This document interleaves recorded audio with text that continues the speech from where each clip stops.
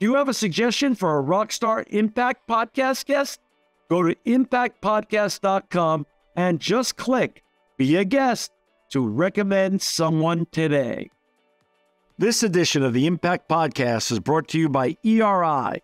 ERI has a mission to protect people, the planet, and your privacy, and is the largest fully integrated IT and electronics asset disposition provider and cybersecurity-focused hardware destruction company in the United States, and maybe even the world. For more information on how ERI can help your business properly dispose of outdated electronic hardware devices, please visit eridirect.com. This episode of the Impact Podcast is brought to you by Closed Loop Partners. Closed Loop Partners is a leading circular economy investor in the United States with an extensive network of Fortune 500 corporate investors, family offices, institutional investors, industry experts, and impact partners. Closed Loop's platform spans the arc of capital from venture capital to private equity, bridging gaps and fostering synergies to scale the circular economy. To find Closed Loop Partners, please go to www.closedlooppartners.com.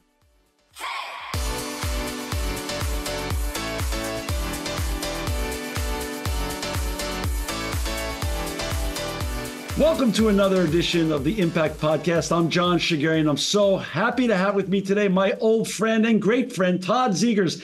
He's the president and CEO of Circular Integrity, and he's back to do another episode of the Impact Podcast. Welcome, Todd, back to the Impact Podcast.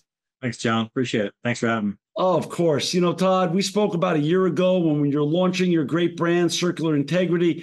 For our listeners and viewers who didn't have the chance to see that episode, can you share a little bit about your background, how you got on this journey of working in the ITAD and asset management business and sustainability business and the transparency business, and what brought you to the founding of and launching of Circular Integrity?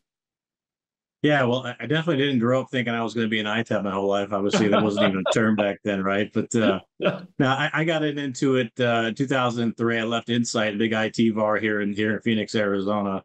With all the Y2K spending, all the just panic buying back then. Obviously, there was a lot of material getting put out, and I saw a huge opportunity of 3 years life cycle after the Y2K hits. Where's all this stuff going to go? And I was just ready to kind of go out and start my own thing. So I had a partner of mine. We got together and started a company called CARD, which is Computer Asset Remarketing and Disposal, in 2003.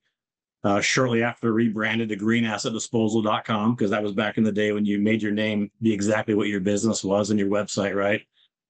Built that. That was an ITAD platform 20 years ago. There was no online ordering, no online tracking, and no nationwide players. So I kind of stitched together a platform and brought together best-in-class partners in the U.S. and some international ones to give my clients kind of that single pane of glass. So it was a partner model. So in 2008, the economy wasn't doing so hot. Looked to raise some money. Cloud Blue was one of our business partners in Indianapolis and Chicago. We decided to make a deal. So sold the business to Cloud Blue in 2009 and led inbound sales and marketing efforts for Cloud Blue until we sold that to Ingram Micro in 2013. Shortly after doing that, Ken Byer, the CEO of Cloud Blue, took on a global role as far as e-commerce fulfillment and logistics within Ingram Micro, and I kind of took over the reins of building out the ITAD business globally. So from 2013 to 2023, basically, helped expand and grow a really successful ITAD business at Ingram. Had a great team over there, great organization, great company. Obviously, Ingram was global, so it was fairly easy for me to take and expand the business that lined well with distribution and the reseller customers they had. And I think early January, February of 2023, I'm just kind of at a point where it was, big corporate America has been going for a while, and I was ready to start something new again, and just decided to make the jump. Talked to my wife about it and said, listen, I'm going to quit. I'm going to go do consulting for a while, and I'll figure out and see where it takes me. So this was, shortly before you and I talked, right? I think we talked April or May of last year, something like that. So I'm still kind of doing the same thing, figuring it out as we go, but I'm having a lot of fun. I think a lot of the vision I had of going back to your point around circularity and transparency in the space, which I still feel is a lot to be desired. There's still a massive opportunity there, but the number of stakeholders, if you look up and down or around the IT supply chain, the number of people who actually care about this industry and actually understand what the word ITAD even means anymore, right, has really come full circle. And there, no pun intended. But there's really a lot of opportunity right there. So I think, everything I planned on doing when I left that I said I was going to do are all come to fruition and a little bit more. So it's been a lot of fun so far. Well, for our listeners and viewers to find Todd and his group and all the great work they're doing in circularity and in transparency and in the ITAD business, you could go to circularintegrity.com, www.circularintegrity.com. Now, Todd, two things. I have the benefit of knowing you as a close friend, so I know behind the scenes how successful Circular Integrity has become. And I don't want you to give away any trade secrets or brand names or anything, but when we spoke, you were just about to launch this great vision that you had. What is the mission of Circular Integrity? And talk about the journey as a newly minted entrepreneur in your next iteration. You've already been a serial entrepreneur over and over again with a lot of success in your wake, but this was a new venture at a new time with all these trends at your back in terms of radical transparency, circularity, ITAD growing and reuse growing. Talk a little bit about how this first year journey's been and how successful you've really been in terms of almost being somewhat overwhelmed with all the opportunities that you've come up with. Yeah, so the vision of working with all the stakeholders, again, from parts and components to the contract manufacturer, to the OEM, to the distributor, to the reseller, to the corporate consumer, to the services and management companies, to ITAD, e-waste, and on down the line, right? Those are all folks that I had planned on, working with. And the whole point of circular integrity is not only to help out each kind of organization or companies in those verticals, but also connect them together with people who are doing things the right way. So whether this guy over here is doing something great, but he needs a solution in Japan or whatever else, and I've got partners in Japan that he could be connected with who want to do things the right way, kind of, connecting those dots. So I think a lot of the first 3 to 6 months was reaching out to people I've known in the business, trying to find out what their strategy is, what their journey is, and figure out how I can help and who I can connect them with to find the right partnerships to help accelerate their business. So it's been a lot of stitching together of that for the last 12 plus months. But, in doing that, there's been a huge need for a platform of sorts to connect kind of buyers and sellers together, but also to help corporate America, for example, who has multiple ITAD providers who want to not only do everything the right way and track everything the right way, but you can't do it. They don't want to go to 5 different places to do business. They want to kind of centralize that. So, one of the products we're coming out with here soon that's in pilot phase right now is called Vutegrity, which really enables both large corporate customers to do that type of service. Really, I think the biggest opportunity for the platform will be in the IT reseller and the OEM and distribution space, where clients are requesting and even requiring from their partners that they offer these ITAD services, mainly because of ESG and the demand to report on all the circular aspects, scope 3 emissions, et cetera, et cetera. So a lot of resellers just don't have a platform that enables that type of service to do all the traditional kind of tracking and reporting and order placing through a website, but also obviously the aggregation of all the environmental benefit data in the form of scope 3 emissions. So I think that's where a lot of our big focus will be going on forward. But we're still getting calls every day from whether it's a private equity company or another OEM or another reseller looking for help. So it'll be interesting to see if we have this conversation again a year from now, what our organization looks like. Oh, we're going to have this conversation this time next year. But I mean, so simply put, you really created a business model, right time, right place, and right industry. Yeah. The timing couldn't have been better. I mean, obviously, I kind of saw some writing on the wall of the opportunity, but I actually didn't. A lot of people told me it was a good idea, and then I got into it and I started realizing, okay, maybe it really was a good idea. It's timing is everything. Like luck favors the prepared, right? And I think I was prepared to get lucky at the right time. Talk a little bit about some of the biggest trends in the last year that you've seen evolving in the ITAD industry, for not only just for the OEMs, but for all the stakeholders right now. Well, I think primarily for the kind of meat and potatoes of our industry, right, is kind of the ITAD, the e-waste space, and obviously you guys were some leaders in this space, is around vertical integration, right? There's a lot of companies now that whether they're an ITAD, they're trying to look to do acquisition or work their way downstream into owning, all the true recycling apparatus, if you will. And then there's the folks that are kind of historical recycling companies that are trying to work their way up in the ITAD space. I think there's a really, really big concentrated and concerted effort for those two sectors to merge into one. I think from whether you're an OEM or a reseller or a corporate customer, if you're sending your devices to a company who can do the ITAD services, it's really great to know that whatever products can't be refurbished and resold that have to truly be recycled, meaning recycled into those component elements that, that's just a doorway next door where they're lifting it up and feeding into the shredding machine. So I think there's a lot of that happening right now. I think there's a lot of private equity in the space still looking and hunting. I mean, we get probably 2 or 3 calls a week now with private equity companies that are looking for people to buy or invest in. I think the challenges there, obviously, interest rates are high right now. No one's EBITDAs or earnings are anywhere near where they were during the COVID sugar high of high product values and everything else. And multiples are generally down right now. So it's a little bit of a weird time. I think there's still some activity out there and opportunities, but time will tell how that goes. I think there's a lot of focus on investment in warehouse management systems and ERP systems. I think in today's world where everybody kind of does the same thing now from an operational standpoint, everybody's either got R2 or e-stewards, everybody's selling their product back to the various kind of e-commerce channels that are all the same. I think people are starting to really struggle for, how am I going to differentiate my ITAD business from the guy next door? I think digital transformation is probably finally making its way into this world that we call ITAD, to where it's going to be a disruptor in the space. The ability to scale and do it at pace is going to be what really sets apart the winners from the losers. But also, I talked to you the other day about this, right? Is people have been processing devices in their warehouses the same way for years, right? And it's a hard business to automate from an operations standpoint. But I think there is technology and opportunities out there to kind of automate more of those functions back in the warehouse to try to drive your costs down. Because outside of all the things that everybody's doing in common, I think every ITAD company needs to figure out how to do it better, faster, and cheaper, right? And obviously at scale and not only in the US, but internationally. So I think there's a lot of that. And so, digital transformation could come from whether it's a better online client portal, whether it's a better warehouse management system, whether it's a better ESG reporting mechanism. I think most of the investment interest I'm seeing in the space is really kind of around the platform type stuff. For those who just joined us, we've got Todd Zegers with us. He's the president and CEO and founder of Circular Integrity.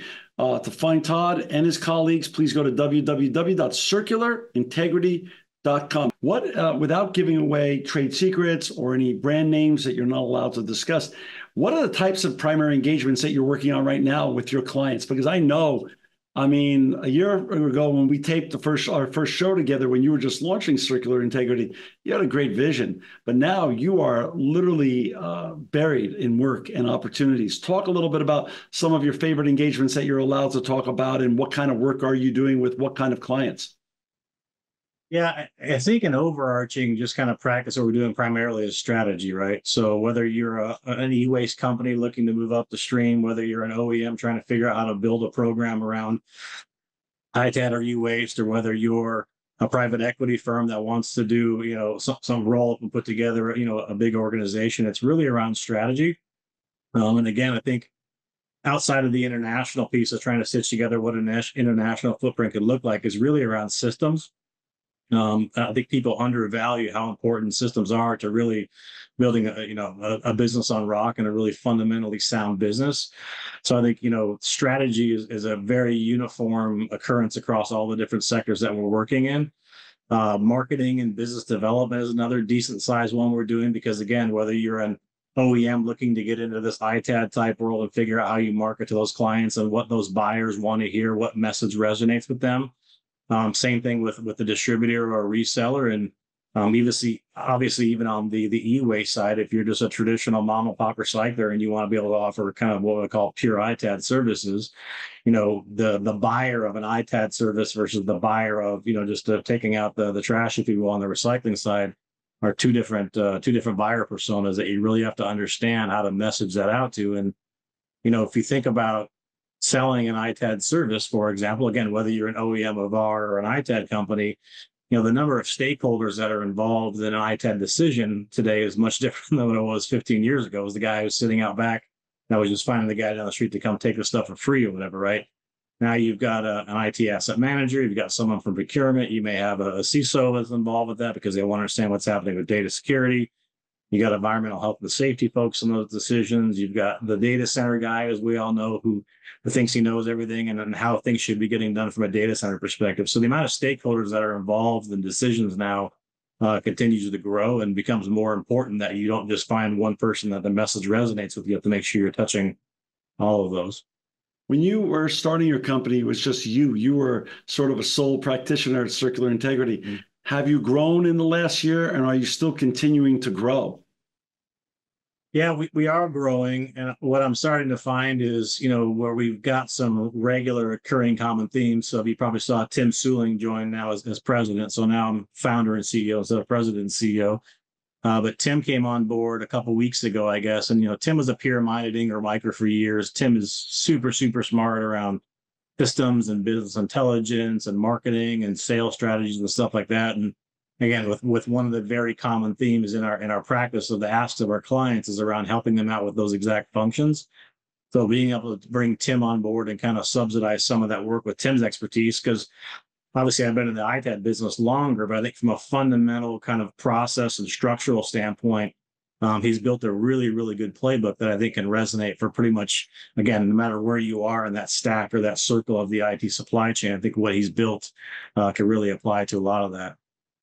As you get outside of those, I mean, I've got a marketing guy, if you will, that's kind of helping me on the side when we got marketing projects. I've got an operations guy that's available. So I'm not really bringing on any full-time employees per se, except for Tim. But as work and as projects come up, it's amazing right now how many folks are actually out doing consulting right now. It's been, maybe it's because of the COVID turnover or whatever else, but there's a lot of folks that have some availability right now to help out with the expertise in certain segments where either I don't have the bandwidth or that's what they do for a living and I'm good, but they're great.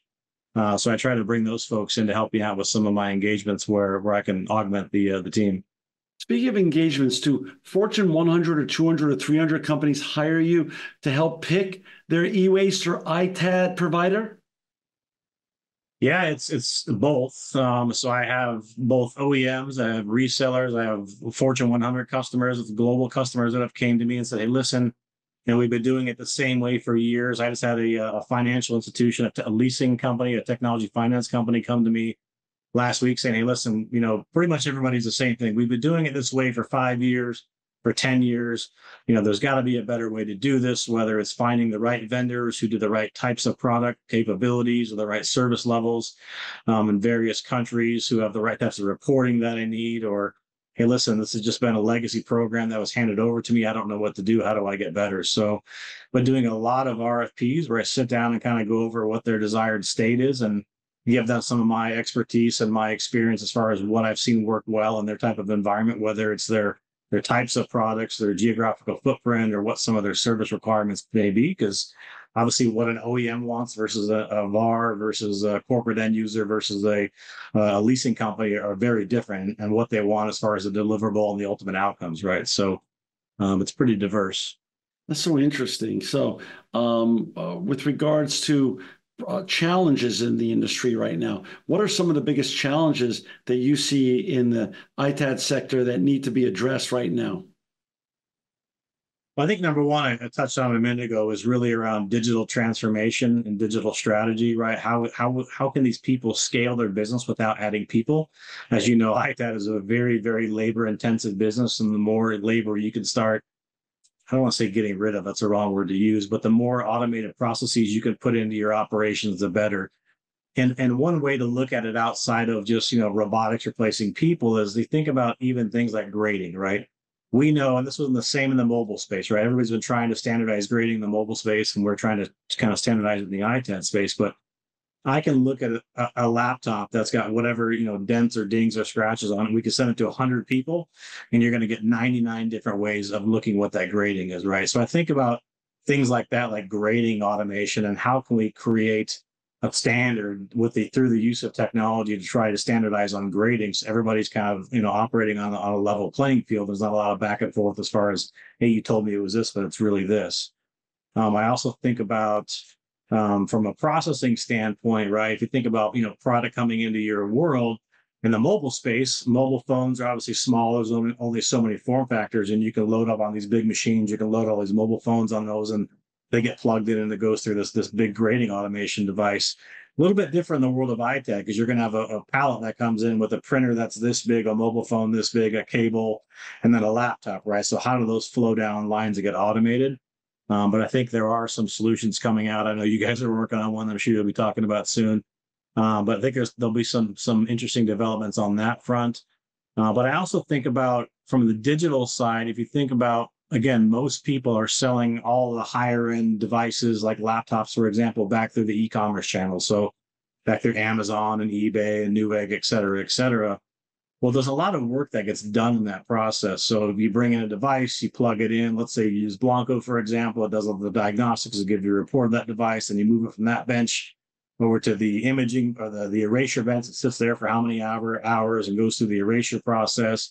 Okay, after that, we're going to put Microsoft back on it. Okay, great. Now we want to maybe load some additional applications because we want to monetize some software from the consumer. But there's a lot of moving parts in that. I think there's a lot of effort going around to figure out how do we kind of bundle that down into a much more efficient process where you maybe just plug it in once and it just goes through and does everything and then either moves over into finished goods or moves that device back over into repair. So I think there's still a lot of opportunity for automation. And I think because of where the industry sits now, like those who invest in automation and technology and stuff like that are going to be the ones that come out winning. I think also on the on-site scanning of devices, right? There's been for years and years, people go out there with scanners and you got spreadsheets, you scan it to the Excel file, and all of a sudden you get back to upload the Excel file back at your operation, and that thing went missing or the file is corrupt. So, coming out with tools to be able to do on-site scanning and other functions to capture that asset information on site, with OCR technology, for example, where you're getting a photo of that. So you've got an actual physical picture and record of that device, but feeding all that information back into the cloud to give the customer, again, that next level of service. They're getting a real-time reporting.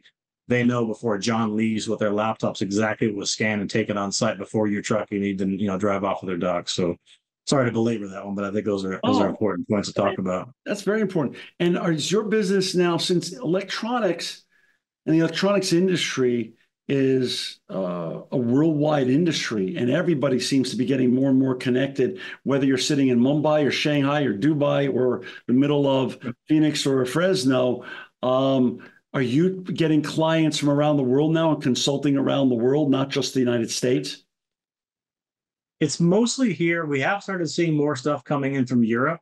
But, it's really weird because I just feel like both, Asia, even the Middle East and even Latin America for years just have never made much of a push into this space, right? It's always been available. Now, listen, you go into countries like Singapore and Australia, countries that are a little bit more robust.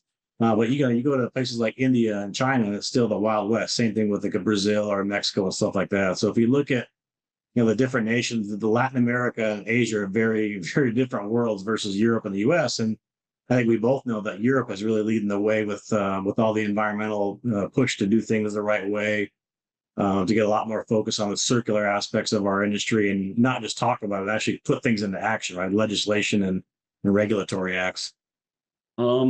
What's next, Todd? I mean, you seem to be having a lot of fun. I talk to you numerous times every week, and it's just fun to hear you grow your new venture and continue to nurture it. Where do you go next with circular integrity? I would like to work less. I told myself when I left corporate America, I was going to slow it down and take it easy and just do a few fun gigs on the side, which I'm doing. Like I'm only working with people that I really enjoy to work with, that I know to be stand-up human beings and operate good businesses. But there's so much opportunity out there. It's hard to say no. So I think with me, what's next is I'm going to continue to look for people who are wanting to do the right things in the space. And then figure out how to resource that, right? I think for me, finding the right people will be the hardest part of growing my practice. Just because, I wouldn't call myself a generalist. I know how to do a lot of things. A lot of folks kind of come into the world of consulting and have a very narrow thread as far as what they're good at, right? So the challenge I've learned in growing this business and growing the practice is that unless I have a lot of clients who need operational support or a lot of clients who need system support, it's really hard to justify the expense to bring, because consultants aren't cheap, right? So to bring on a very high level resource that I feel would represent our brand, and do our customers justice, I have to make sure that I've got enough business to justify the cost of bringing on someone very expensive to deliver a very, very valuable service, I guess is probably my thought. But my big vision really is around the integrity piece. I think there's a lot of opportunity there to really change and transform a lot of the industry. And there's a customer need, right? There's a kids movie I always watch with my kids called Robots, and there's this guy called Big Weld on there who says you see a need, fill a need. And I think there is a massive need for consolidation and aggregation in this tool that we're building, especially in the reseller and the OEM space, a little bit in the corporate America, but that's probably where I'll put a lot of my time and focus outside of the existing clients that I serve daily. When people want to come see you speak, you're going to be speaking. I know you do a lot of public engagements every year. From July on, where are you going to be this year? Speaking at what events? So as far as right now, I'll be at the ITAD Summit. Obviously, that would be a crime if I missed that one. Unfortunately, I had to miss IATAM a couple of weeks ago because I got sick. But I had a panel there with Kevin was on it. I had some folks from HP on there. We had Jim Puckett on there and Russ from Blanco. So I'll be doing a speaking session at the ITAD Summit with the HP team. I'm going to be moderating a panel with HP around their new program there. I have not signed up for anything at the e-reuse conference, but I'll be planning it's electronics sustainability. Can't remember what they renamed it now. I can't remember what the name. It's in October in Austin. I know that. You'll be there. You'll be in Austin in October. Yeah, but I'll be there. I like doing speaking engagements, but I'm trying to get a little bit more behind the scenes. I'm hoping that Tim's going to step up and take the baton and start leading some of these for us, but we'll see. It's fun to be the sage on the stage, but it's also really a lot of fun to be the guide on the side. Yeah. That's a good way to put it.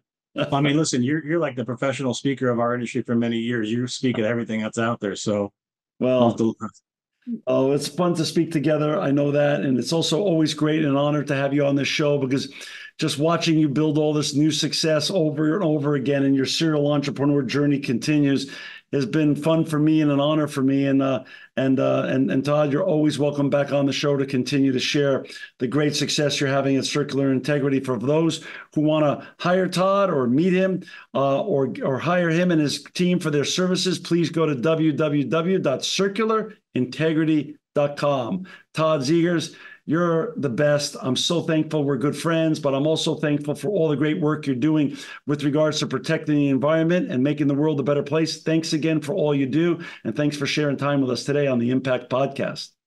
All right, appreciate it, John. Thanks for having me. I'm honored. Thank you, sir. This edition of the Impact Podcast is brought to you by Engage. Engage is a digital booking platform revolutionizing the talent booking industry. With thousands of athletes, celebrities, entrepreneurs, and business leaders, Engage is the go-to spot for booking talent, for speeches, custom experiences, live streams, and much more. For more information on Engage or to book talent today, visit letsengage.com. This edition of the Impact Podcast is brought to you by ERI. ERI has a mission to protect people, the planet, and your privacy, and is the largest fully integrated IT and electronics asset disposition provider and cybersecurity-focused hardware destruction company in the United States and maybe even the world. For more information on how ERI can help your business properly dispose of outdated electronic hardware devices, please visit eridirect.com.